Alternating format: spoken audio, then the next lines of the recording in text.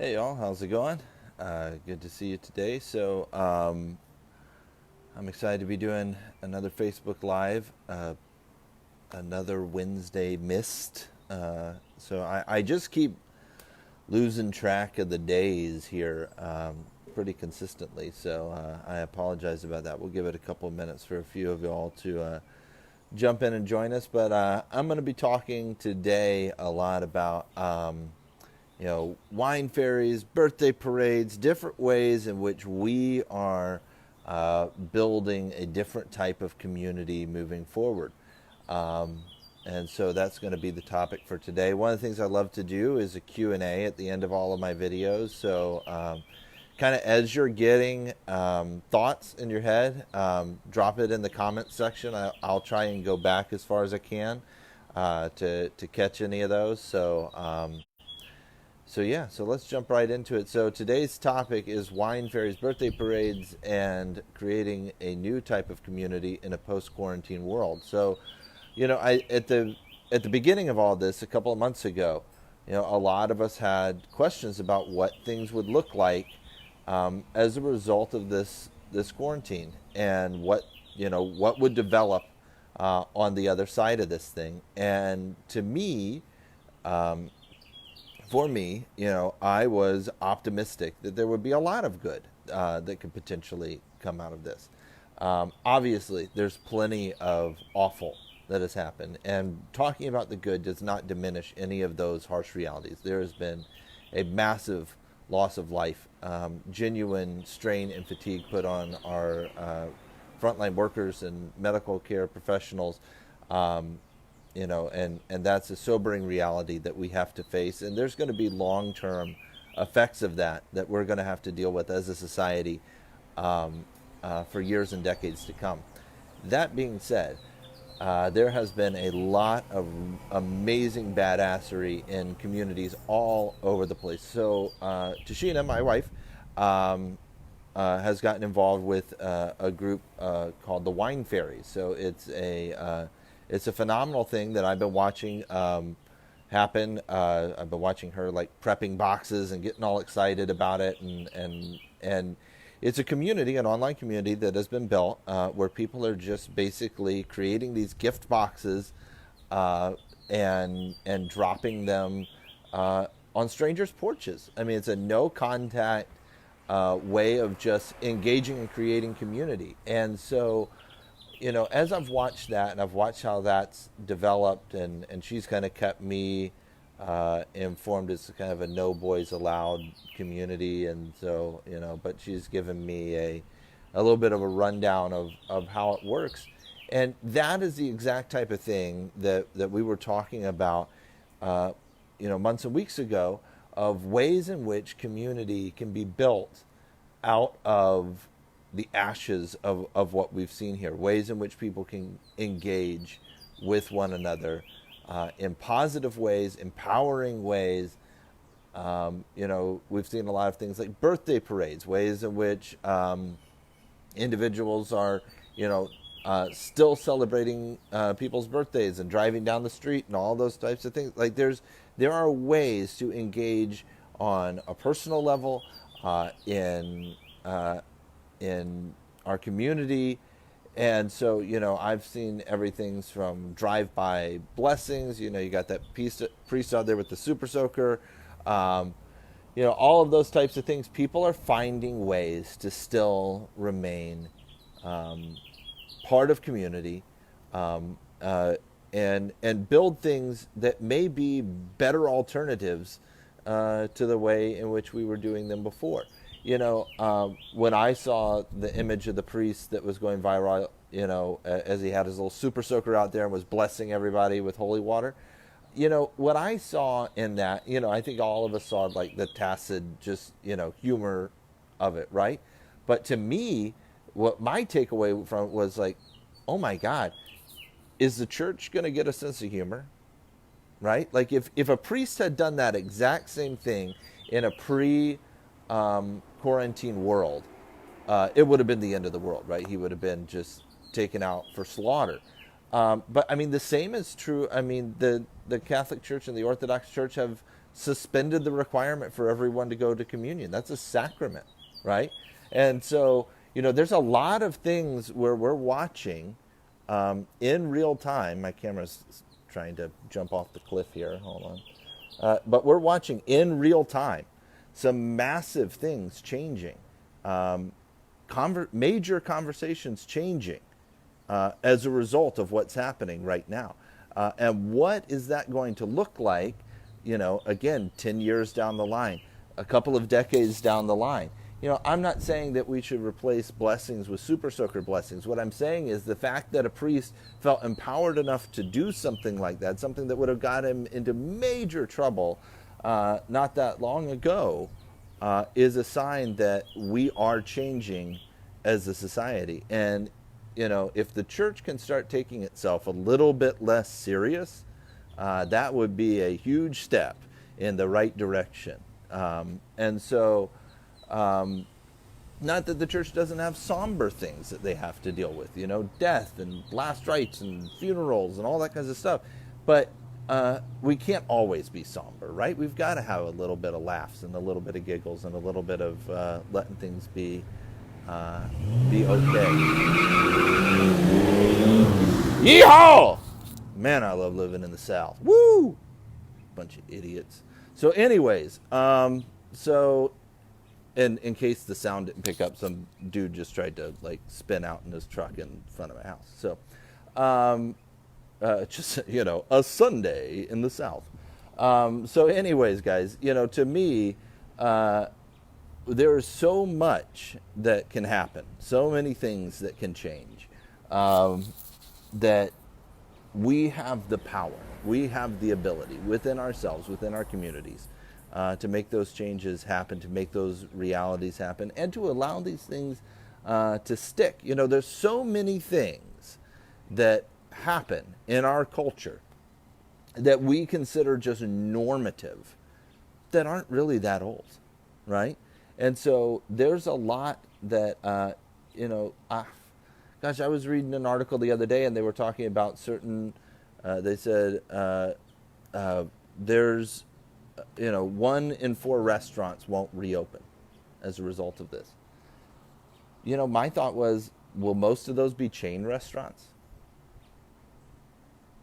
I mean, is this the final death of Ruby Tuesdays, right? Because everyone's just shopping local all of a sudden. Now, I have not seen a single person in my newsfeed be like, oh man, you know what I got to do is I got to go out to the Ruby Tuesdays. No, they're going to the Tin Cow. They're going to McGuire's. They're going to Craft Bakery here locally. Those are the places that people are going to, right? And so all of a sudden, we are changing as a community all across the country, all across the world. Everything is changing in big and profound ways. And so we have an opportunity. Even stuff like what's happening with the graduations right now, and people are finding new and unique ways to provide people with opportunities to feel loved, to feel empowered, to feel individualized. And I think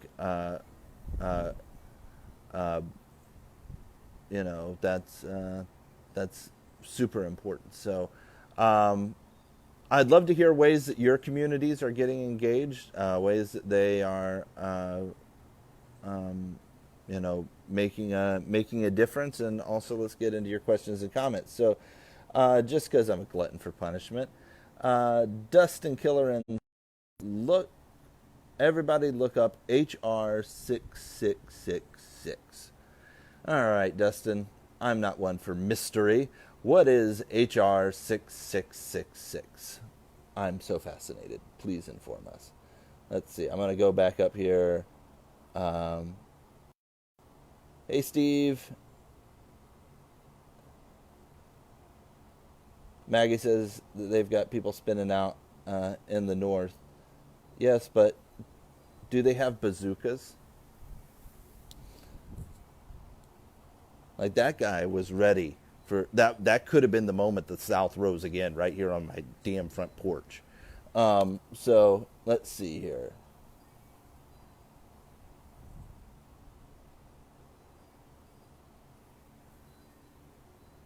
Okay, Dustin, we see you. Everybody look up HR 666. Say no to mandatory vaccinations.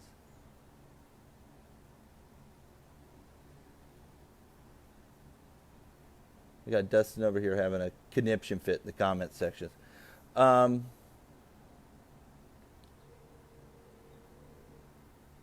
we've had mandatory vaccinations in the past, right? Like this isn't uh,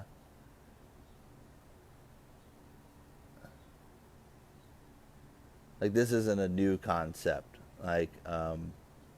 This is something that's happened all throughout society. So um, you can just calm on down there, Dustin.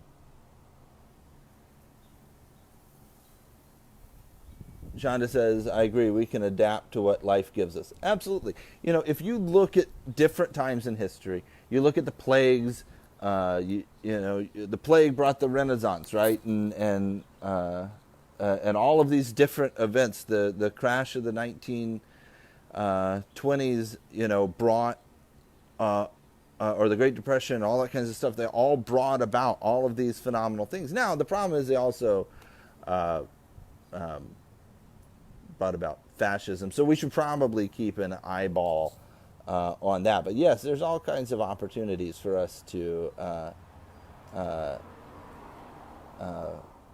be a little bit better. Uh, let's see here.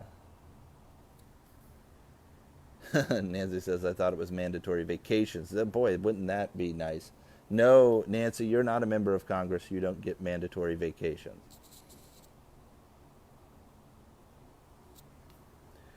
Mo asks, do we have any local farmers markets here, and are they open? Yes, so the Palafox Market, which is like the big local market here in town, was shut down. And so they actually moved to, oh gosh, what is the name of that business? They make the world's best chicken curry salad. Um, East Hill Market. They moved the farmers market over to East Hill Market, which is also a locally owned place here in town. So yes, there are still farmers markets happening, and people are able to still get fresh food that way.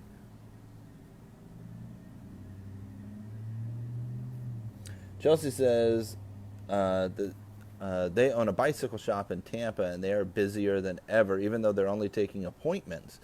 Because everybody's going out and enjoying the simple things. Yeah, I mean, I know me and my family did. If you didn't see the photos that I put up earlier in the week about having gone to uh, Bama Hinge, which is a Stonehenge replica in Alberta, Alabama, just about 45 minutes from where I live. And it was wild, y'all. It was a ton of fun. And it's something that I had wanted to do for a while. And so a lot of what I have experienced just in my life, and I know everybody's experience is different, but in my life, I've experienced through the quarantine that it's made me have to slow down in certain parts of my life in a really positive way, and I've been really thankful for that.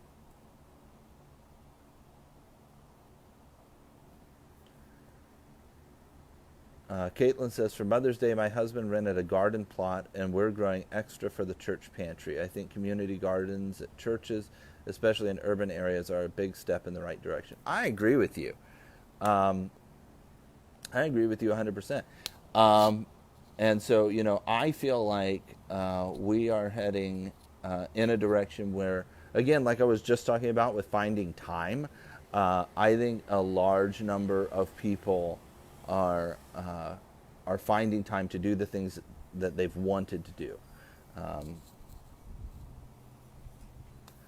Damn it, Dustin. I haven't mentioned vaccines one single time in this post. But you know what? If you keep it up, I hope that Bill Gates personally comes over to your house and puts a microchip right in your damn forehead. Calm down, son.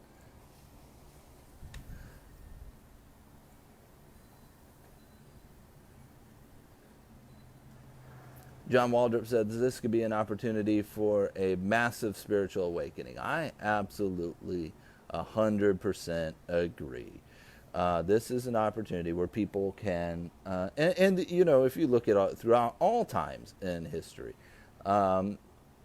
there have been plenty of times where we've faced major problems, scary things, all kinds of stuff happening, and it seems that two things almost always happen. There is a spiritual awakening, and there is massive amounts of art that end up coming out as a result of that. So I'm super excited to see both happen, and I hope that they're both very cool and very inclusive.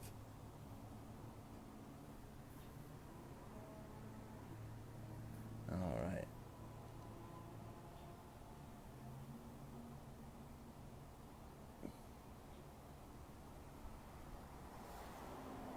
Let's see. Brian West says, bad circumstances impact all people. The question we have to answer is, can you be a positive force to make the world better, or a negative force looking out for yourself? Thank you for people's positive influence.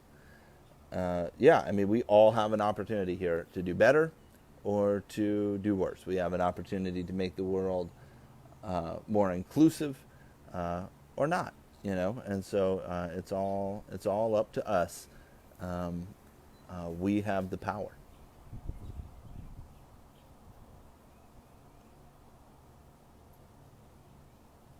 Lori says her local farmers market went on Facebook with delivery and pickup using e-transfers, pictures and prices on the page. A lot of homemade crafts and foods. I mean, that's exactly right. I mean, there have been tons of opportunities to help people out, to get engaged, and to do, amazing things. And so we absolutely have all kinds of opportunities.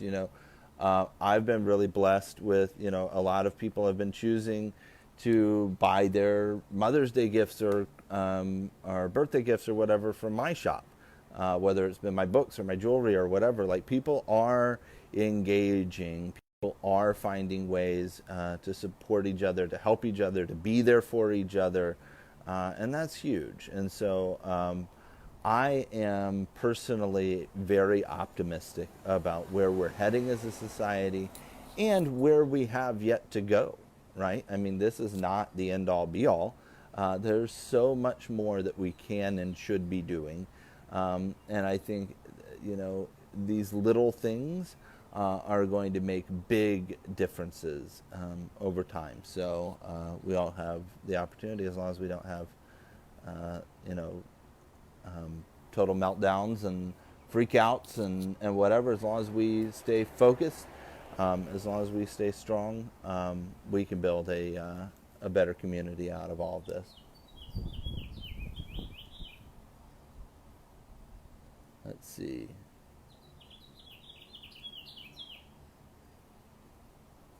All right, guys. Alan David Smith says that he is turning 50 on Tuesday, so happy birthday to you, Alan. So Lori said, make our communities, and I absolutely agree. So I love you guys so much. I love being able to do these videos and have these chats. It's super helpful for me. It's been a way in which I can engage. If this has been helpful for you in any way, I will be dropping in the links afterwards, ways in which you can contribute to this page. So I love you guys so much. I love this opportunity. I can't wait to do it again. Oh, I almost forgot. On Wednesday, I swear to God, I am going to be doing my video because I have a massive announcement on Wednesday. So please, please, please, please keep an eye out on Wednesday at 6 o'clock. Big, huge, massive announcement coming. So mark that in your calendars because I would love for y'all all to be there for that. So Wednesday, 6 o'clock, big announcement coming. So I'll talk to you guys then. Look at that. See, I'm better than Joe Biden. He can't even... Oh, sorry. Anyways, so I love you guys. And I will see y'all in a little bit.